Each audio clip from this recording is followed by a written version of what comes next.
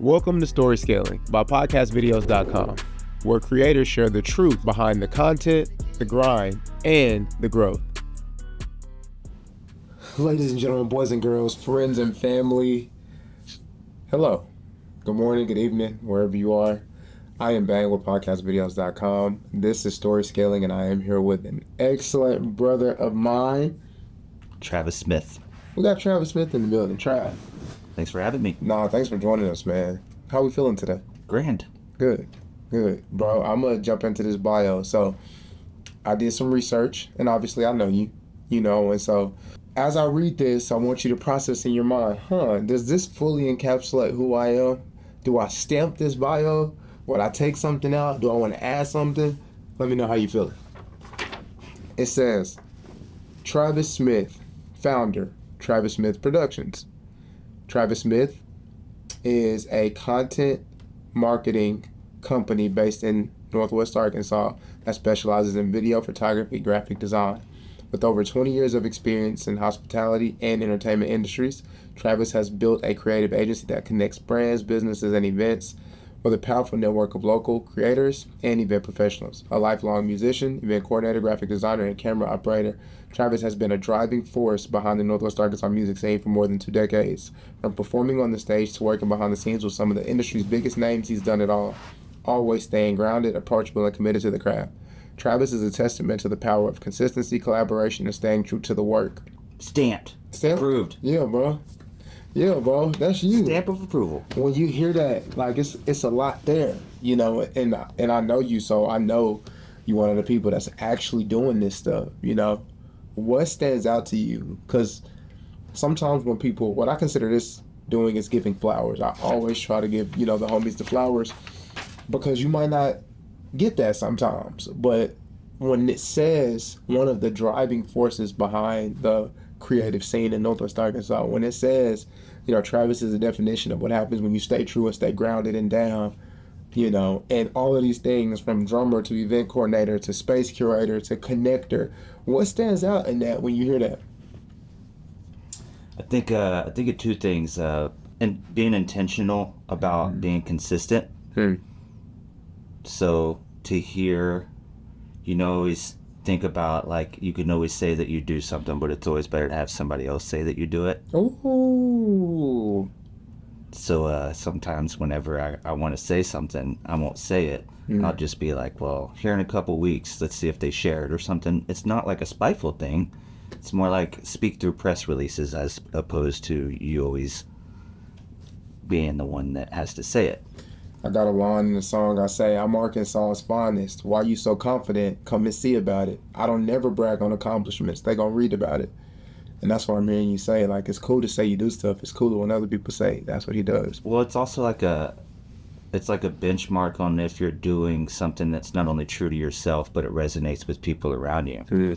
Because now we're in an age where you release content and you see what works, and then you use what worked and what does and doesn't work, and then you double down on what does work and stuff like that. It's kind of like doing that same type of process but applying it to, like, life.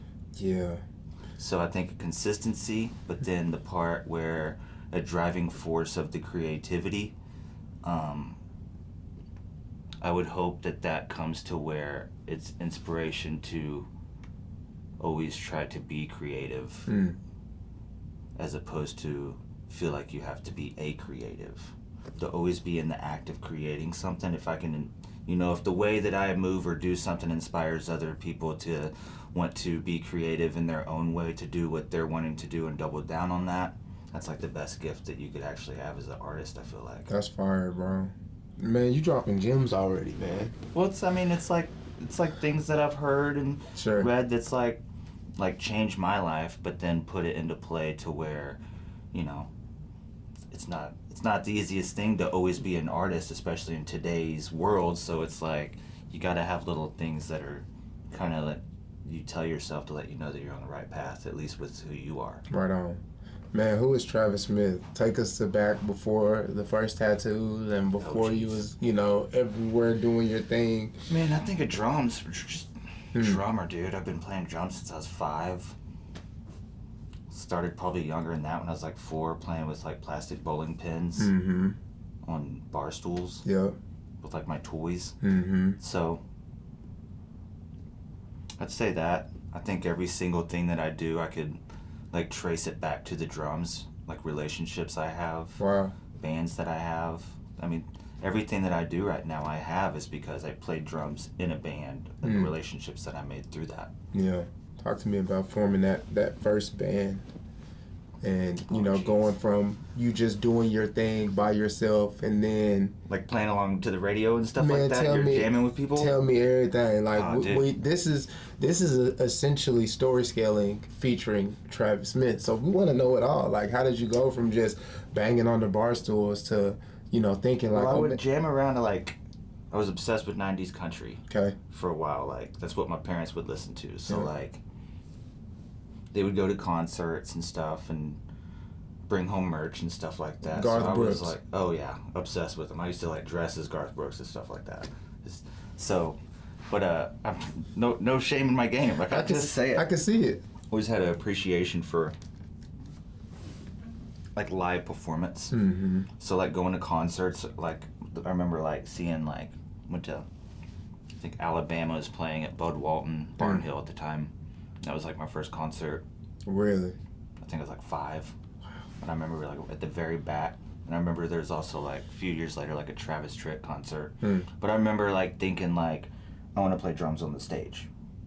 Like I wanted to play live. Like that's like I remember that. Yeah. I don't remember a lot of early memories and stuff like that, but I definitely remember like that being in there like deep. Wow. So like I kind of always had this. I never thought of it being like it's going to be my job, but I always looked at it like I'm always going to be playing drums. Yeah. It's like, well, that's a no-brainer, and then everything else was secondary. That's dope. So it's kind of weird how you're hardwired like that when you're so young, because as you get older and you talk to people that aren't artists or don't have any creative really endeavors that they've like pursued a whole lot. It's hard to make it make sense to a lot of people because they won't understand that like. No, this is like in the way that you do this thing that you do that brings you peace and kind of settles you and also takes your mind off everything you got to focus on. It might be a puzzle. Might be like video games for some people or something like that. Like for me, it just happens to be music. You know, so to me, I've always kind of looked at it like that. Bro, I'm still thinking about something you said earlier, which I mean that was really well said. I think it's dope that you had that track in your mind where you like, nah, I like the drums and that's what I'm gonna do. I'm always gonna do this one thing. I think that's dope. You said it's important to create. It's more important to create than just be a creative. And so like talk about that, man. Like because we feel sometimes as creatives the pressure to be performing all the time. I'll never forget my brother, shout out to Zico, told me one of these days, I was going through some real hard stuff. He was like, man, just feel your hard stuff. There's no pressure to go in the studio and make a song. You don't have to turn this into a, you know what I'm saying, viral moment. Go cry, bro. Like, go deal with what you're dealing with. And so sometimes we can feel like we're human doings instead of human beings, especially as creatives. And so talk about the importance of creating as opposed to being a creative. Yeah, bro, that's a little heavy, but you said that, so. I think you got to submit to it in your brain first. It's almost like I think of you know, I was in this band one time called Galaxy Tour Guides. I mean, we didn't break up; we're still together. We just whatever dispersed. But like, shout out to the Galaxy Tour Guides. So we did like. It was myself, Jared Dunn playing keys, synth bass with the MC. So it was like Daft Punk meets Outkast. All space themed stuff. That's hard. Video game inspired. They lived together. They wrote all the time. So whenever I joined that band, we started it. It was after I had like toured for a lot of years, like played a lot of shows, put in a lot of miles, and like, you know, I was probably 30, 31, and at the age where you're like, all right, well, I'm not gonna be in Fall Out Boy or whatever the trend is. So shout out to Fall Out Boy. Yeah, so be it like, I mean, yeah, coming back like all these bands from 20 years ago having crazy comebacks. We need that, bro. All American Rejects I'm not trying to amazing marketing rollout. It's a work of art. Shout out to clips too. There's a few people, Justin Bieber. There's a lot. Anyway, so there's a. This is my DJ like horn. Yeah, that's so, what it is. You know, and whenever I got with that band, those dudes were like just wanting to write and play and come up with stuff. And I had come from like cover bands or bands that we kind of played like the same 10 or 12, 13 songs a lot. Mm-hmm. So we were doing 3-hour shows nonstop. And we were improvising for a good 45 minutes of that with just me and a keyboard player. So we're looping and doing, and we stole like a lot of sounds from the NASA website. They released the sounds of outer space. So we took all those, changed the pitches to fit the songs, used them as intros. That's fire. And used them as pieces. And I was, you know, using the sample pad and triggering stuff. So we would practice sometimes like 9 or 10 at night until like 1, 2, 3 o'clock in the morning. Mm-hmm. That's like high school, just now getting together, learning. That's like the first time you fall in love with music type hours. Sure. That's not like grown adult. For sure. Like, you know, like maybe with families and stuff. Might have to go to work in 3 hours. So that like kind of like opened my eyes again to creativity and how you're always a creative and it's always within you. You just have to like, when I say make your peace with it, I mean like don't be in like in the same rut of feeling like, well, I do this and this is all I do now. Don't forget like you can just go pick up the instrument and play it and make up something and record it. I think so many creatives think about, well, what am I going to do with it after I do that? That they forget that what used to really make them fall in love with it was the actual act of doing it. So whenever you said that you went into the studio and after you started getting it out, you became the artist. You like, that's kind of like, it's like an Easter egg. Being a creative is like having an Easter egg that's like, you get to control what's next. You can book a show, you can book things to look forward to, but you can also go and kind of sit and write and stuff like that and see what comes out. That's fire, bro. And you might not know because like the song will come to you as you're doing it.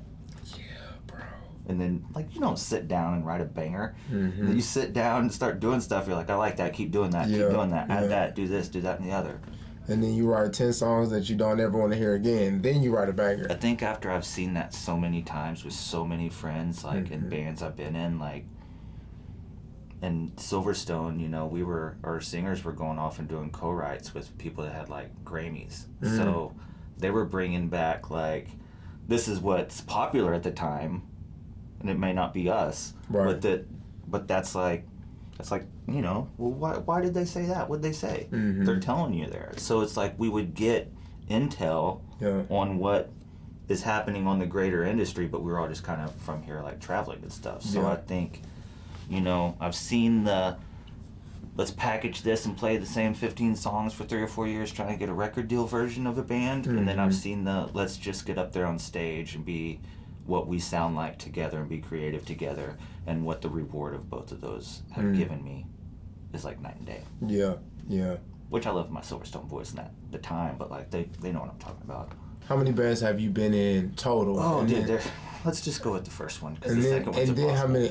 How many bands are you in currently? I would say right now, currently, I have The Juice. Shout out to The Juice. Thanks for Nothing. 20 years going strong, going on our 21st year. Juice is like on our 6th or 7th. That's nuts. Ludog, Sublime Tribute, it's coming back. We've been doing that. Tim, our singer, has been doing that for probably 15 years, probably at least.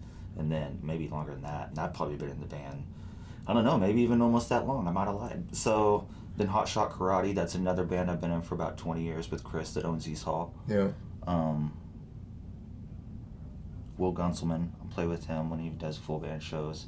And outside of that, I've got like old bands that'll pop out of the woodwork. I bet I've played with, I mean, if I sat here and started naming bands, though, I could probably name about 20 to 25 that I've played with in the last 10 to 15 years. That's nuts. But if I were to go from like here to like 25 years since I started, it's impossible, dude.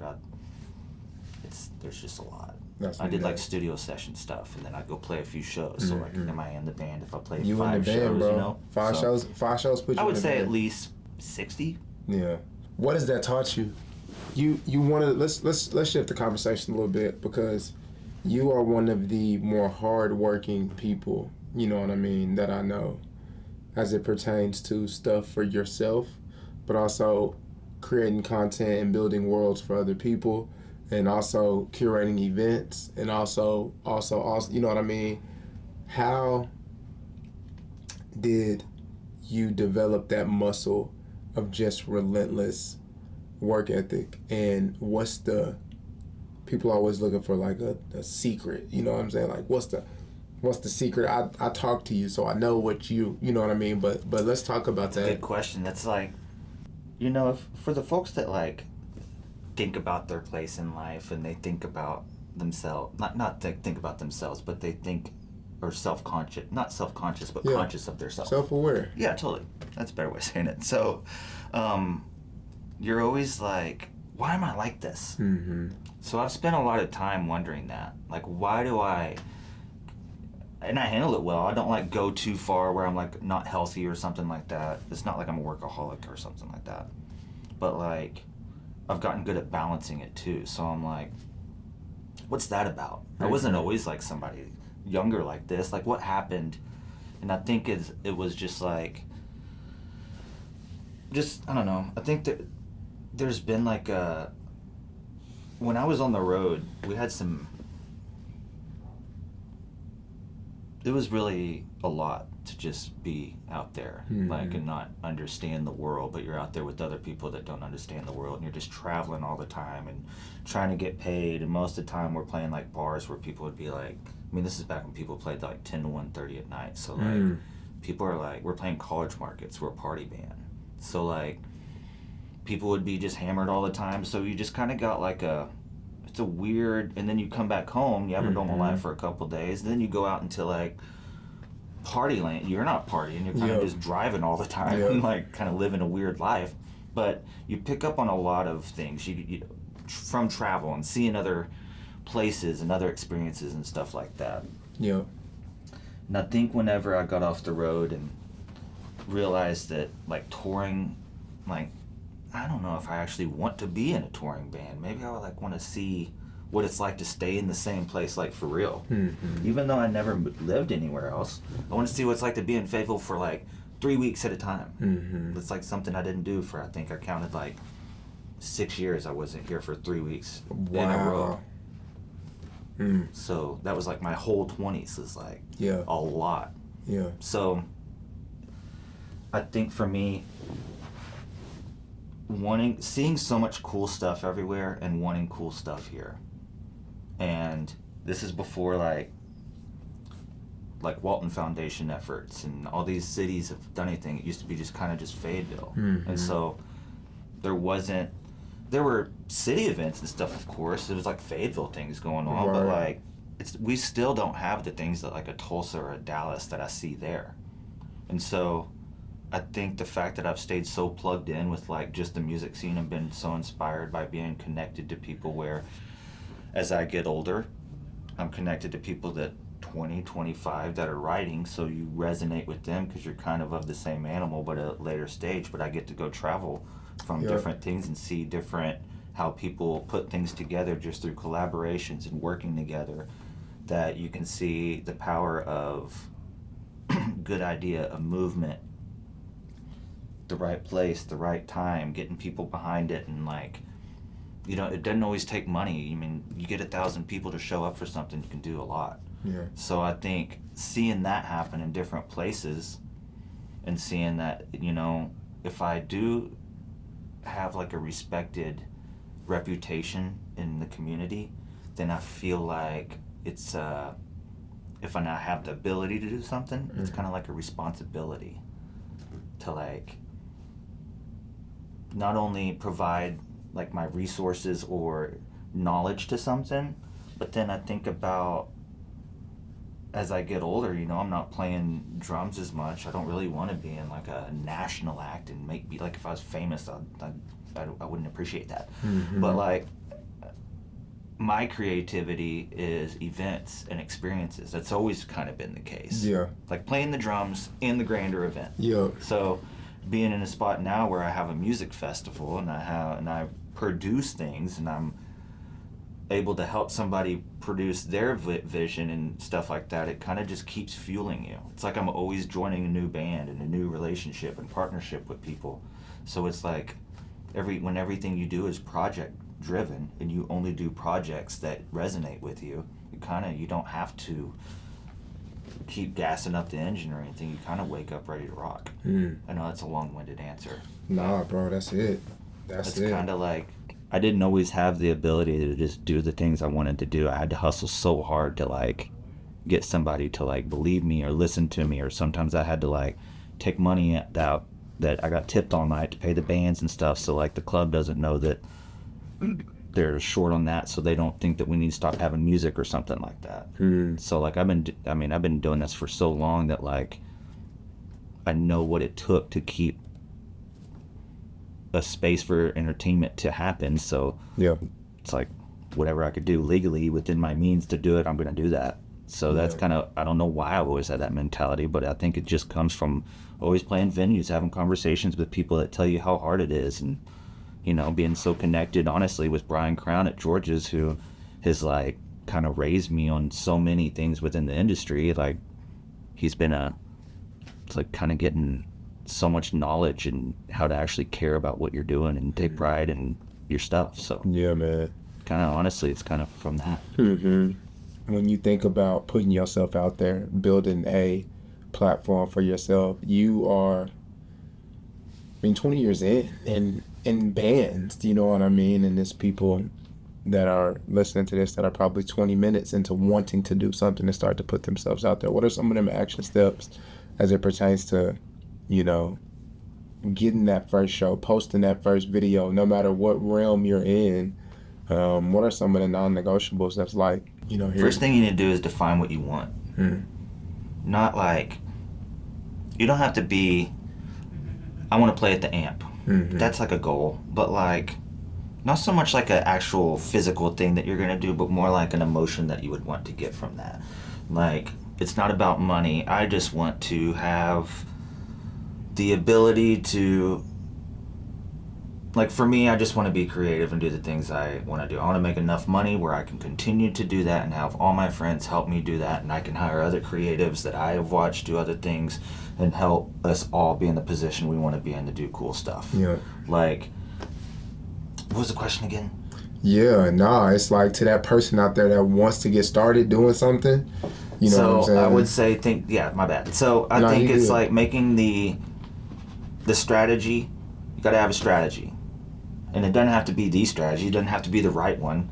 But you got to at least know what didn't work. Right. And if you didn't, you got to make a list. You can't remember everything. It's impossible.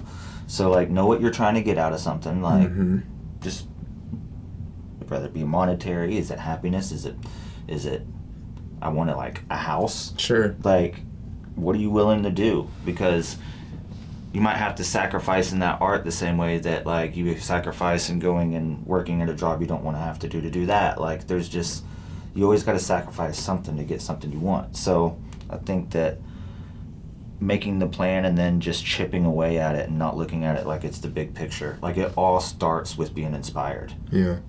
And that's not like a physical thing. I don't have like an inspirement wand I can give you and then all of a sudden you go write a song with it. Yeah. Like, it's like you got to start with, I want this. And so if that's all that you know that you want, is that I just wanted to be on stage and play drums, and because I wanted to do that so bad, I learned how to do graphics, video, photos, and build websites and manage marketing and run music venues and run a music festival, just because I wanted to play drums on stage. So it's not about what you're actually going to learn. It's the things you're going to pick up along the way through the process while you're really digging into something. Yeah. So it's not going to be, you may not get famous, but you might write a bunch of songs, then all of a sudden, like, they get picked up in some movie or something, they write you a $60,000 check or something like that. So there's so many things that you don't write it from the unknown. You don't do it for a certain reason. You do it for the sake of doing. Yeah, man. You jump into the process and make your peace and fall in love with it. How important is the internet right now and social media?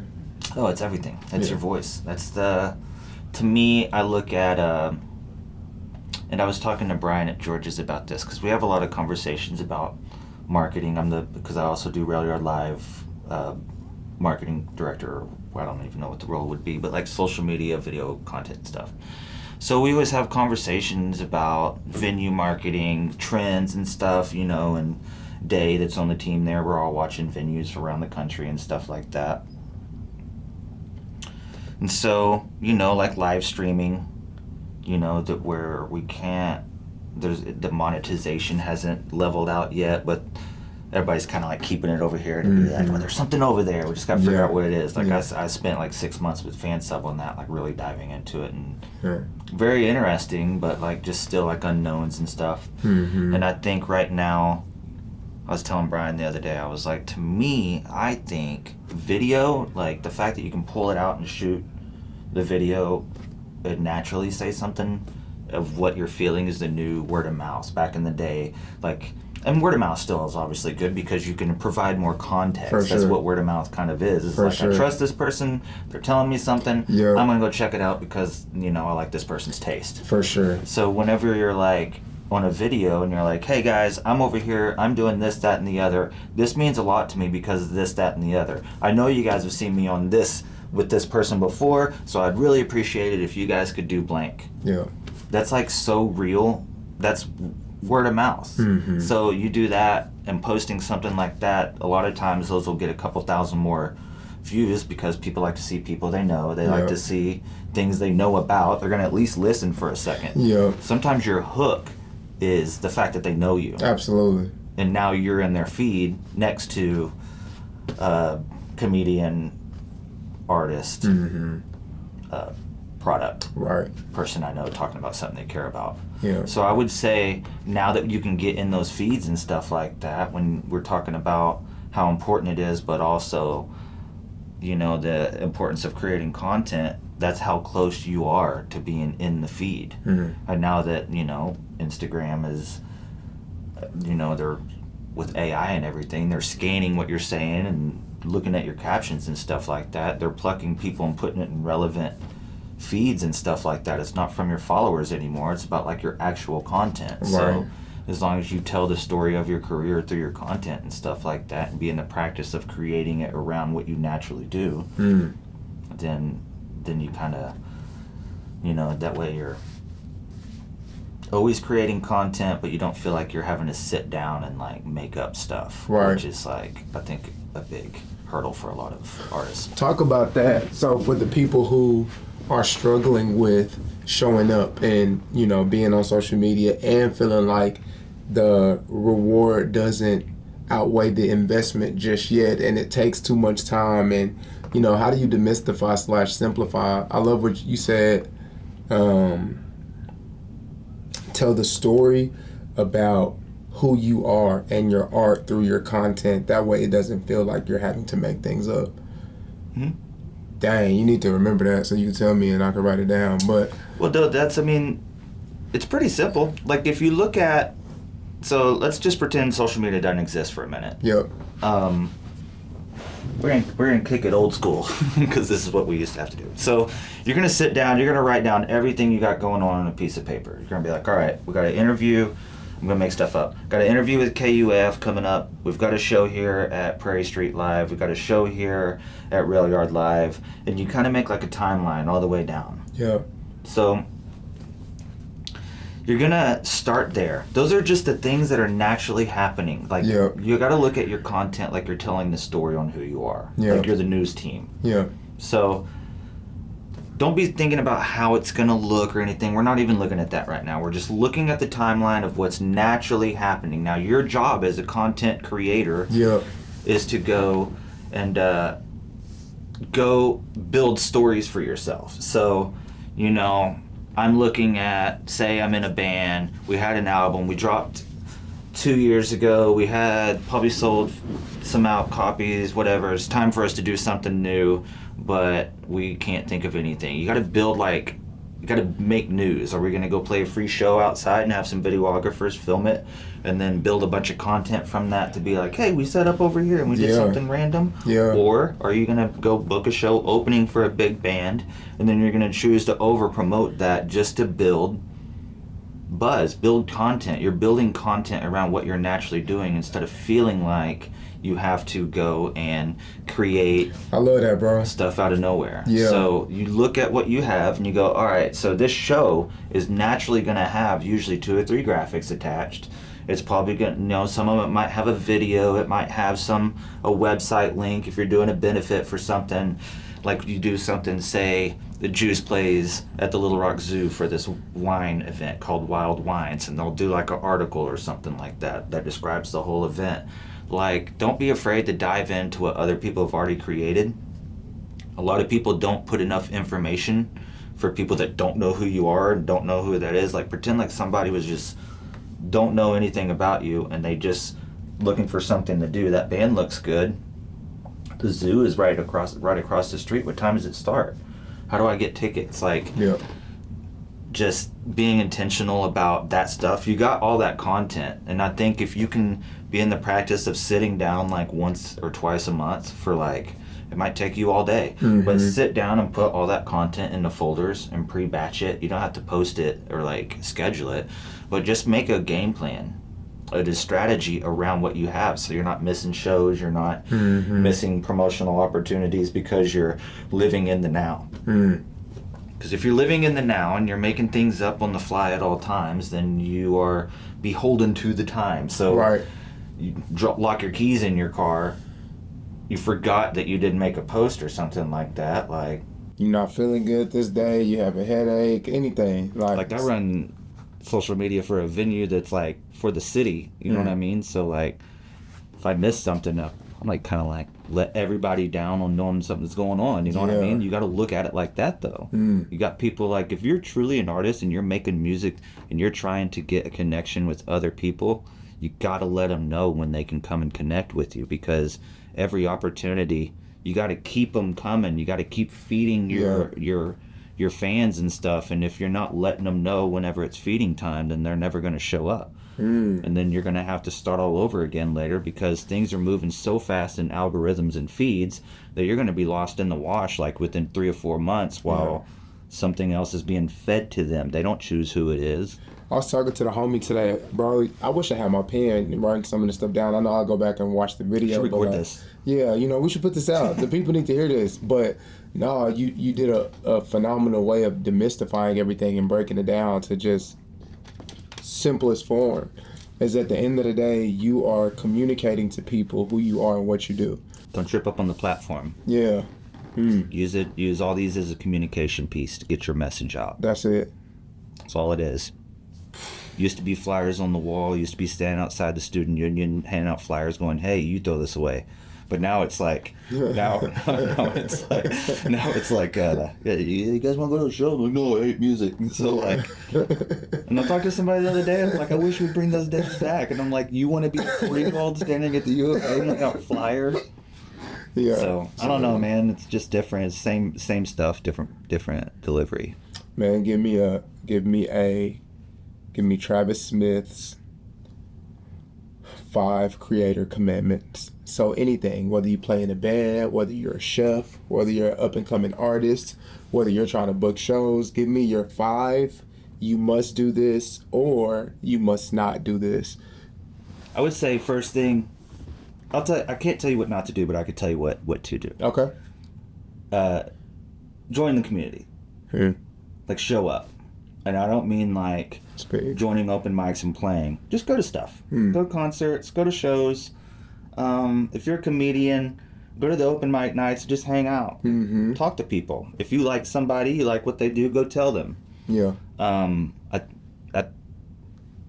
Yeah, just right now, community is big. We're all on our phones. We're all on social media too much and stuff. That's why community events are doing well. Like-minded people having real-world conversations face-to-face and it's like, it's. I think the younger demographic is seeing the power of that through things like what we're doing with the music industry meetup and stuff. And that's like, big. You know, just cool stuff like that. So I think joining the community that you want to be in. Sure. Just keep the faith in like what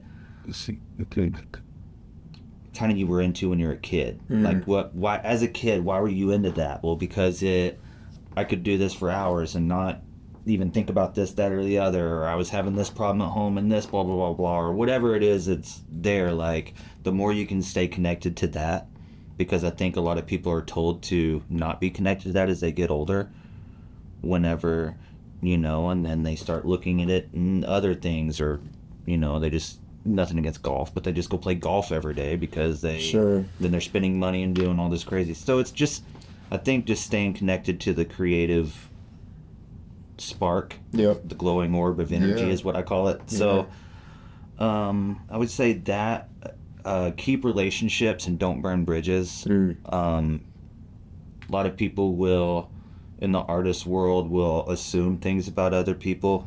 For me, being a talent buyer of clubs, like, people thinking that, like, I didn't book their band for a particular reason whenever, one time they needed, like, a 90s DJ because somebody rented the room, so people would, like, take it personal and hold grudges for 7 or 8 years.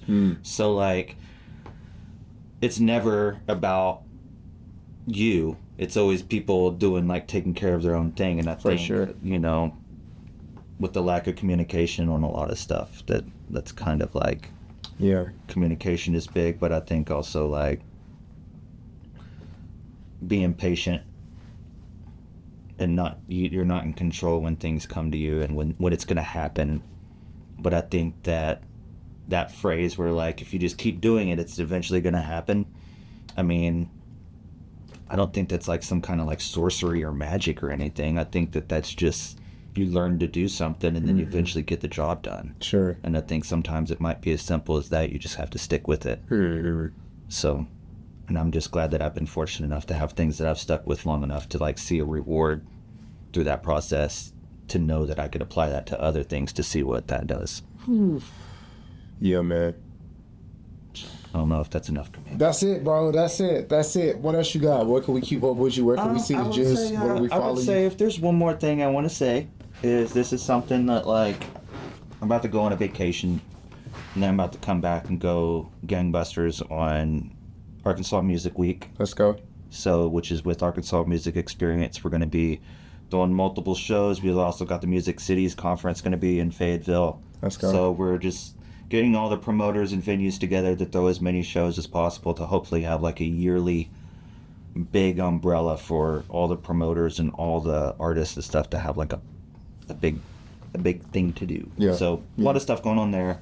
And then Faye Pop is, I'm going to be coming April next year. I'm about to start full court press, looking for sponsors. We're going to be having it over at the Ramble and at George's. Let's go. So looking to do that every year. I would like to see that become something that, like, even if I were to move away 20, 25 years, still coming back to do this festival every year. I'd like to see how big I can scale it. Let's go. How many local entities I can have be a part of it. Makers, artists. So it's always been my dream to be, like, to put together, like, a big music, creative festival type event. So I'm just fortunate to be able to do that. So that's at faypopfest.com. Love it. If anybody needs video or production of web series or promotional videos or anything, that's at TravisSmithProductions.com. Love it. And then outside of that, Beats by Travis on Instagram. If you guys want to follow some stupid drum videos and kind of goofy behind the scenes video shoot stuff. So fortunate to get to shoot some cool video stuff, concerts and stuff. So I always like to show some behind the scenes stuff there. Travis, from a creative who has benefited from some of the groundwork that you've laid long before I got here. I appreciate you, brother. Thank you for your time. Thank you so much for having me. Yeah, man. I appreciate it. See you, man. Thank you.